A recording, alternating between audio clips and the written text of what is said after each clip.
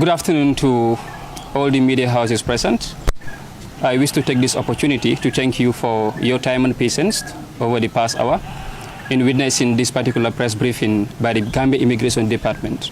My name is Siman Lo. I am the Public Relations Officer of the Gambia Immigration Department. With me here today, ASI Bojang, 2IC to OC of Migration, and I also have Chief Superintendent Omar F. Sidikan, Coordinator of Border Patrol Units within the Gambia here. The purpose of this press briefing is to engage with the media on the updates of what we have done so far with regards to irregular migration. And this particular briefing will outline to you what particular success have we registered as a department in our fight against irregular migration. So to start with, on the 21st of October 2024, at around 2 a.m., officers at the Barra immigration post had intercepted 25 immigrants, suspected immigrants, who were believed to have been going towards a departure into the irregular backway. And this interception was conducted after the officers had received a tip-off with regards to an immediate potential departure of certain immigrants. On the same vein, in that particular occasion, the same station where we have Barra also had intercepted 26 suspected migrants within the Gambia who also were departing from the lands of the Gambia to travel to other countries. Within this interception, the officers were able to also hold along certain materials that were believed to have been transported along while they were traveling. Among these materials included 48 gallons of 20 liters of fuel that was supposed to be used in these transactions. We've also intercepted one boat Yamaha engine that is presumably supposed to be used in this particular quest as well. Among those materials also included food items that were believed to have been used by these alleged immigrants while they were traveling towards the departure. So all in all, on that particular day, that is 21st October 2024, the officers at Barra had intercepted 51 suspected immigrants along the Barra post. And this particular number includes 49 male suspected immigrants and also 2 female as well. We've also had 3 minors who are part of this particular group that had been intercepted. Now moving along, if you look at their aggregate based on nationalities, within the 51 we had, 46 of them are believed to be Gambians, 2 of them are believed to be from Guinea-Conakry, 1 of them is a Senegalese. We also had 1 from Nigeria and 1 from Sierra Leone as well. So all in all, you have the 51 in the first interceptions. In a similar vein, but a separate venture, with regards to our fight against irregular migration, we had also had interceptions along the Gunjur-Sambuya highway. In Gunjur, officers yesterday, 22nd of October 2024, had also received of activities towards irregular migration, and then they had taken efforts towards mitigating this particular practice. In this interception, which occurred around 3:15 a.m. towards 4 a.m., they were able to intercept 25 suspected immigrants in the Gunjur-Sambuya area. Among this number of 25 people, we had 22 Gambians, 1 Senegalese, and 2 from Guinea-Bissau as well. Now, going by the aggregate based on gender, this number included 24 male and 1 female who are also found to be suspects in this case. Now, if you look at the total interceptions we have received over the past 2 days, that is October 21st at Barra and also October 22nd at Gunjur-Sambuya, we have been able to at least intercept 76 suspected immigrants from the Gambia looking for a way to be able to transit and move to other countries. And overall, among this number, we have 73 of them as male, and again, we have 3 of them as female. Among this number, again, includes 3 minors who are involved to have also been taking efforts towards this particular quest as well. Now, when we look at the nationality aggregation of the overall 2 interceptions we had received on the 21st of October, likewise 22nd, we have received 68 Gambians who were involved in this suspected irregular migration route. Amongst them also includes 2 Senegalese, 2 Guinea-Conakry, 2 Guinea-Bissau, and also 1 Nigerian and 1 Sierra Leonese. Now, these had been efforts that GID had been taken towards making sure that we promote our mandate to control, monitor, and regulate the movement of people within, outside, and into the Gambia. The department remains staunch in making sure that we are able to mitigate this practice, which has kept families heartbroken, left parents childrenless, and have also put us to an edge whereby we have seen Gambians who have perished in this perilous journey. And it is through this quest we want to make sure that we would increase our efforts, embolden our officers, provide the grounds whereby anybody who attempts to get involved into this irregular migration will be curtailed by the department. Through efforts which we have made with COP Gambia, we have been partners towards this particular initiative.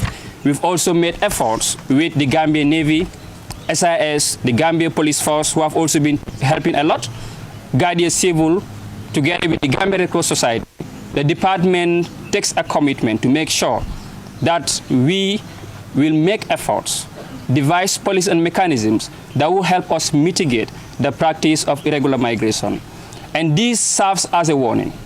It again serves as an indication to you that we are not sitting in our corners doing nothing, but officers are all over the country making efforts to making sure that we are able to control this menace as a country. As media personnel and the public at large, we want to indulge upon your support to make sure that we support the department in its efforts to fight against irregular migration. Over the past years, we have witnessed an increase in the number of people taken upon the back way. And we hold it upon ourselves as a mandate to make sure that we devise these mechanisms and be able to safeguard the image of our country. So with these interceptions, we indicate to you our resolute commitment in making sure that issues of irregular migration becomes a thing of the past within the Gambian borders. Thank you. At this juncture, if you have any questions you would want to ask with regards to these interceptions, we will gladly be able to take your questions and make full clarifications.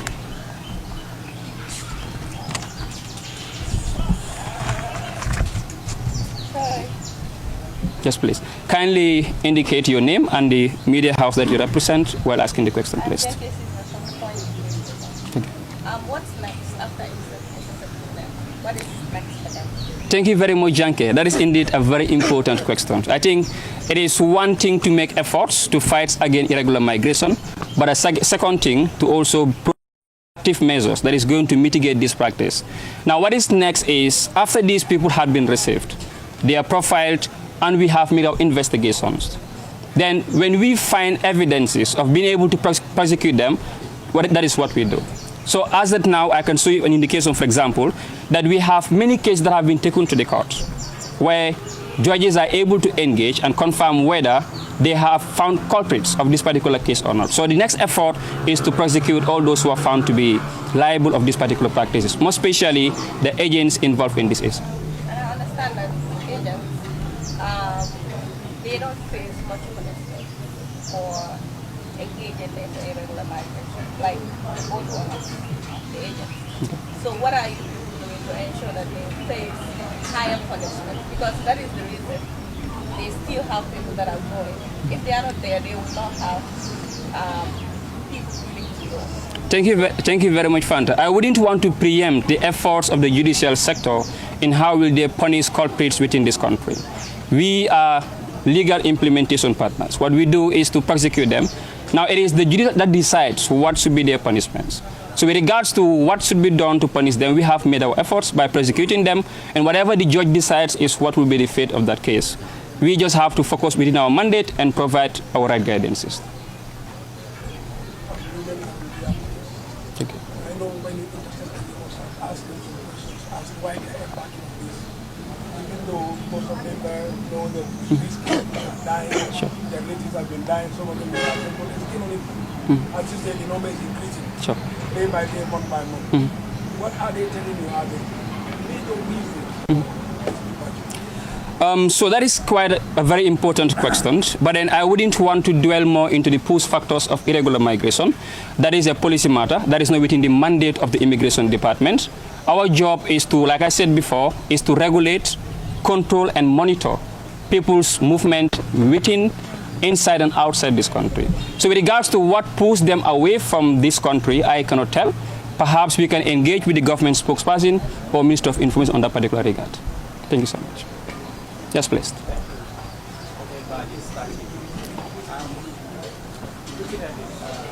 Every year we lose a number of young people through this period. Don't you think that it's time for immigration to come up with legal instruments that will at least help in the fight against this menace? Because always after this ceremony, they go back home.